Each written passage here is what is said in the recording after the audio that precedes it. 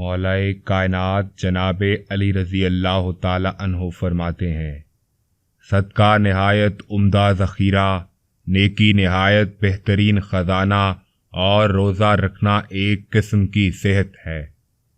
بس نفس کا روزہ یہ ہے کہ حواس خمسہ کو تمام گناہوں سے باز رکھا جائے اور دل کو ہر ایک طرح کے شر سے خالی رکھا جائے۔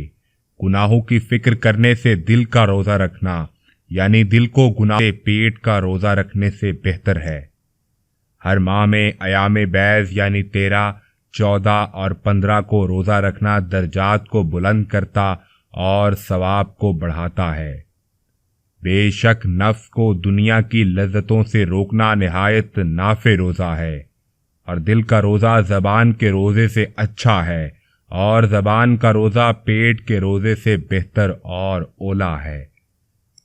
بس بدن کا روزہ ارادے اور اختیار کے ساتھ عذاب کے خوف اور ثواب و اجر کی امید پر کھانے پینے کی چیزوں سے باز رہنے کا نام ہے۔ اللہ رب العالمین ہمیں عمل کی توفیق عطا فرمائے، آمین۔